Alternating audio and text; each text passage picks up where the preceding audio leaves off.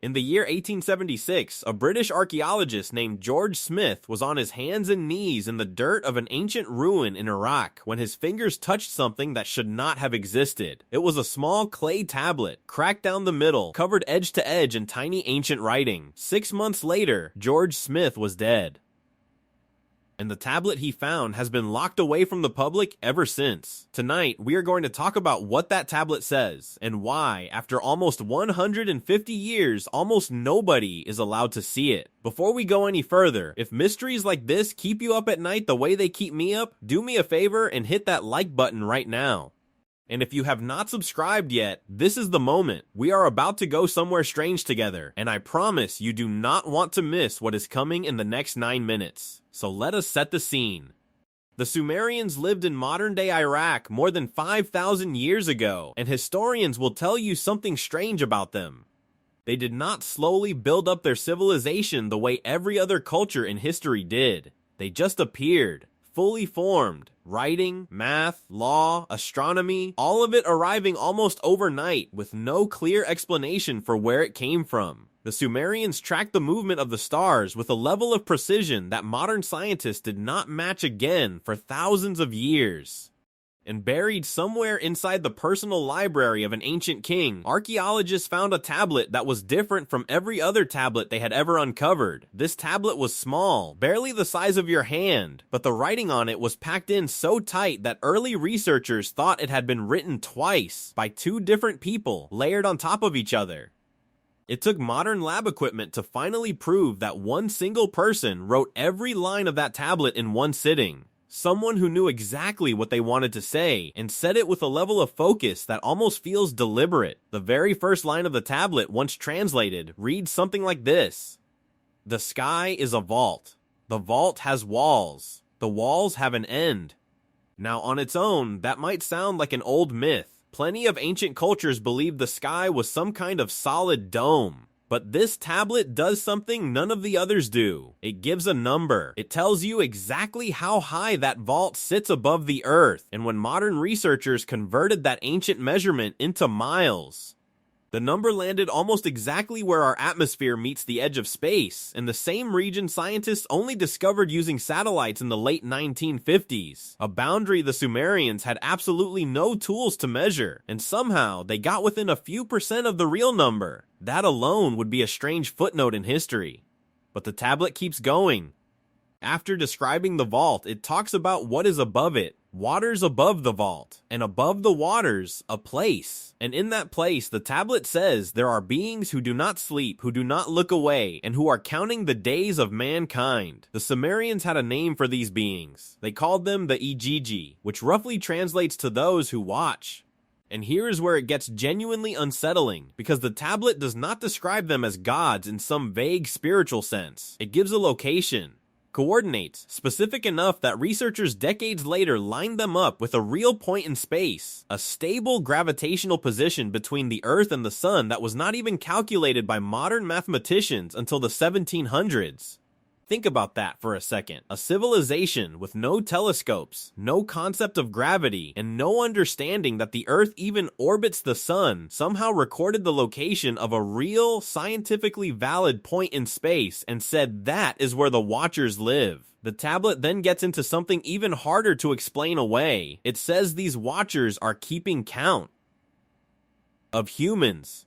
And it gives an exact number, a number so large that no person living in 2400 BC could have ever needed it or even imagined it, because the entire population of Earth at the time the tablet was written was only around 27 million people. The number on the tablet is over 7 billion. Earth's population did not cross 7 billion until the year 2011.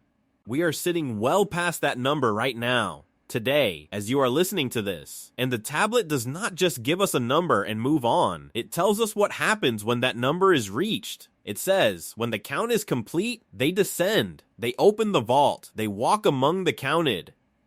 Whatever that means, the scribe who carved this tablet believed it was not a possibility. He used a word that translates to fated or fixed in the bones of the earth. In other words, not an if, a when. Now here is something that I think you genuinely need to hear before we go further. Some researchers who have spent years studying this tablet eventually stopped talking about it publicly, not because they found nothing, because of what they found next. The tablet describes these watchers in physical terms, and the description is oddly specific for something that is supposed to be a myth. It says they have faces like bright metal, eyes that never close, and voices that are not heard with the ears, but felt in the bones. It says they have always existed, since before the first city, since before the great flood that drowned the old world. And if that phrase sounds familiar, it is because almost every ancient culture on Earth has a flood story. The Sumerians had one. So did the Babylonians, the Egyptians, the Maya, and of course, much later, the story of Noah. Different continents, different centuries, telling almost the same story about a flood and about beings who watched it happen from above and wrote it all down afterward.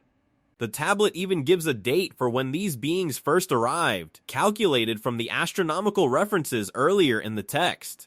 When researchers converted that date to our modern calendar, it lined up almost exactly with a real, documented event in Earth's history called the Younger Dryas, a sudden and still unexplained climate shift where global temperatures dropped dramatically in less than a decade. Scientists today still argue about what caused it.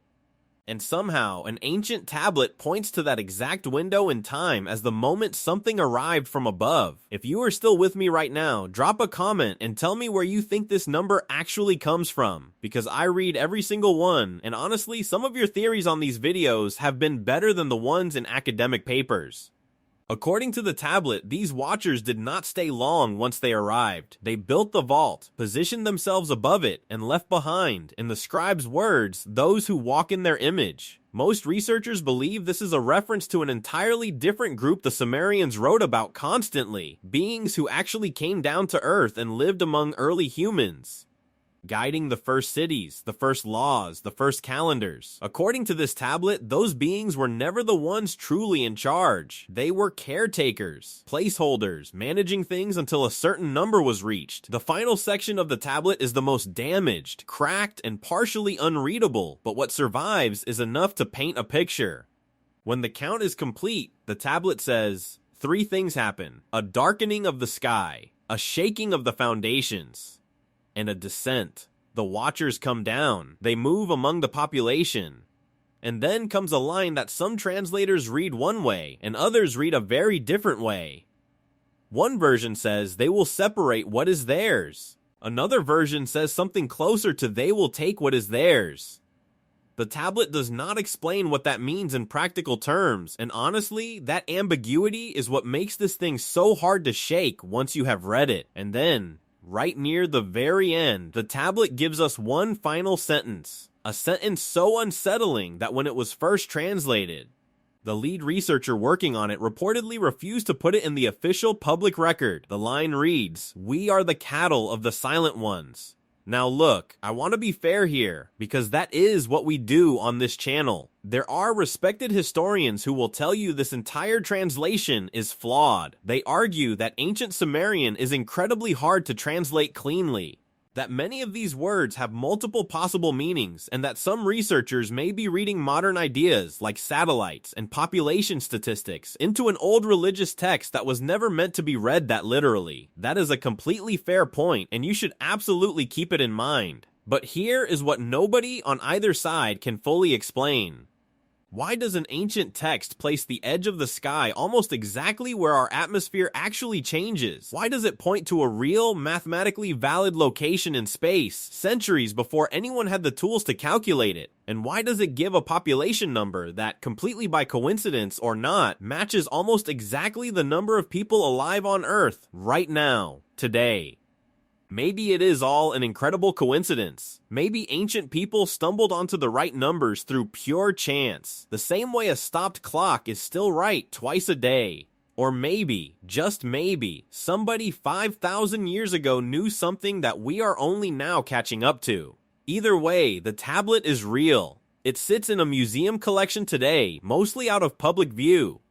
And very few people outside of academic circles have ever read the full translation start to finish. If this story gave you even a little chill down your spine, share it with someone who loves this kind of mystery as much as you do. Drop a comment with your honest theory, and subscribe so you do not miss the next one, because trust me, the next story I am bringing you is even harder to explain than this one.